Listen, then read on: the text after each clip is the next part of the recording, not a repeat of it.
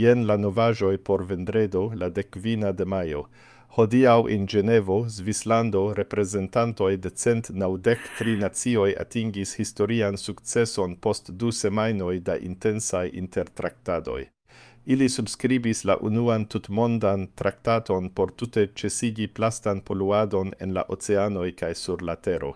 La ĝenerala sekretario de la Unuiĝintaj Nacioj, UNO, Antonio Guterres, parolis al la monda gazetaro kun videbla emocio. Li deklaris ke la Tero finfine havas planon por ĉesigi la sufokadon de niaj ekosistemoj per forĵeteblaj materialoj. La interkonsento, kiun multaj diplomatoj nomas la plej grava media dokumento ekde la Pariza Klimata Akordo, starigas jurajn devigojn por ĉiuj subskribintaj landoj. La ĉefa celo estas redukti la produktadon de novaj plastoj je 60% ĝis la jaro 2040. Ĉi tiu punkto estis la plej disputiga dum la diskutoj. Kelkaj landoj, kiuj produktas grandajn kvantojn da petrolo, komence kontraŭis tiel severajn limigojn. Tamen, forta premo de la tiel nomata Koalicio de Alta Ambicio, gvidata de la Eŭropa Unio (EU) kaj pluraj insulaj nacioj finfine venkis. Helena Smith, la ĉefa intertraktanto de la EU, klarigis ke la traktato ne nur temas pri reciklado. Ŝi emfazis, ke la mondo ne povas eliri el ĉi tiu krizo per nura reciklado. La teksto inkluzivas malpermeson de 12 specifaj kemiaĵoj uzataj en plastoj, kiuj estas pruvitaj danĝeraj por la homa sano kaj la reproduktado de maraj bestoj krome.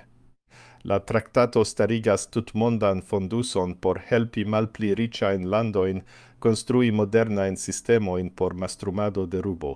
La efektivigo de la reguloj komenciĝos post 10 monatoj, kiam naciaj parlamentoj devos ratifi la tekston. Ekologiistoj tra la mondo festas la decidon, sed ili ankaŭ avertas ke la monitorado de la plenumo estos la sekva granda defio. La UNO anoncis ke nova agentejo kun sidejo en Nairobio kontrolos la progreson de ĉiu lando per satelitaj fotoj kaj lokaj inspektadoj.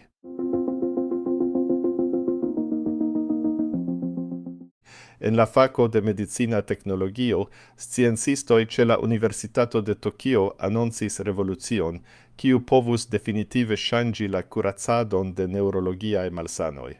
En studo publikigita en la eminenta scienca revuo Nature, teamo gvidata de profesoro Kenji Tanaka prezentis la sukcesan uzon de mikroskopaj nanorobotoj por liveri medikamentojn rekte al malsanaj cerbaj ĉeloj. Ĉi tiuj nanorobotoj estas konstruitaj el biologiaj molekuloj kaj mezuras nur kelkajn nanometrojn. La plej granda problemo en cerba medicino ĉiam estis la tiel nomata sango-cerba bariero. Tiu bariero estas natura protekto, kiu malhelpas malutilajn substancojn eniri la cerbon, sed bedaŭrinde ĝi ankaŭ blokas la plej multajn medikamentojn. La robotoj de profesoro Tanaka tamen sukcesas trapasi ĉi tiun barieron uzante specialajn proteinojn, kiuj trompas la defendajn sistemojn de la korpo. Tuj kiam ili estas interne de la cerbo, la robotoj moviĝas uzante magnetajn kampojn generitajn de ekstera aparato. Dum la prezentado, la teamo montris filmeton de la robotoj trovantaj kaj kuracantaj tumoron en la cerbo de vivanta laboratoria muso kun precizeco de 99%. Profesoro Tanaka klarigis, ke ĉi tiu teknologio permesas al ili uzi tre fortajn medikamentojn, kiuj alie estus venenaj por la resto de la korpo, ĉar la substanco liberiĝas nur kiam la roboto tuŝas la celitan ĉelon. Doktoro Maria Rodriguez, ĉefsciencisto ĉe la monda organizaĵo pri sano WHO, komentis la malkovron dum videokonferenco el Ĝenevo. Ŝi diris, ke kvankam la teknologio estas ankoraŭ en eksperimenta fazo, la rezultoj estas tre esperigaj por pacientoj suferantaj pro la malsanoj de Alzheimero kaj Parkinsono, kaj diversaj formoj de cerba kancero. La sekva paŝo por la esplora teamo estas komenci klinikajn provojn ĉe homoj, kio estas planita por la fino de la venonta jaro.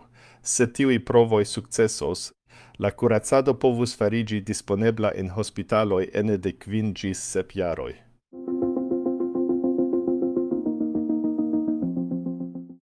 Fine, ni turnas nin al la densaj arbaroj de norda Madagaskaro por rakonto, kiu donas esperon al naturamikoj ĉie en la mondo. Esplorgrupo de la internacia organizo BirdLife International annoncis la remalkovron de specio de birdo, kiun oni credis tute formortinta dum pli ol 80 jaroj. Temas pri la Madagaskara anaso, birdo kun karakterizaj malhelbrunaj plumoj kaj blankaj okuloj ĉe la virbirdoj.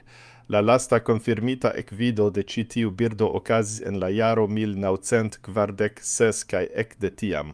Multaj ekspedicioj provis sed malsukcesis trovi eĉ unu ekzempleron. La malkovro okazis tute neatendite dum rutinaj studoj pri lokaj amfibioj. Loka gvidisto kaj sperta naturprizorgisto, sinjoro Jean-Luc Raharimanana, rimarkis grupon de 25 birdoj naĝantaj sur malgranda, izolita lago ĉirkaŭita de krutaj montoj. Sinjoro Raharimanana rakontis, ke li tuj sciis, che la birdoi estas specialai pro sia nekutima silueto cae la maniero kiel ili plongas por serĉi manĝaĵon.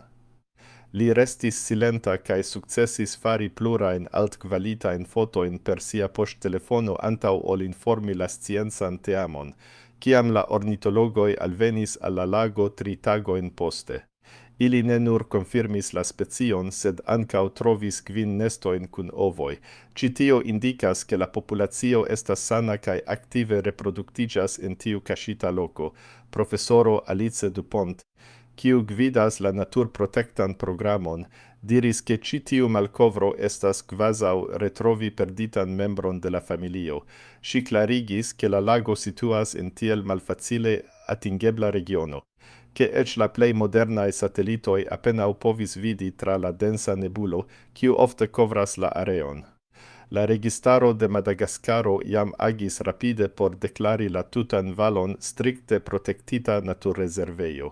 Ili planas labori kune kun la loka komunumo por certigi, ke neniu fremda specio aŭ homa aktiveco detruu la delikatan ekvilibron de la lago. Ĉi tiu sukceso memorigas al ni, ke la naturo ankoraŭ tenas sekretojn kaj ke, kun sufiĉe da protekto, eĉ la plej raraj specioj povas havi duan ŝancon por postvivi.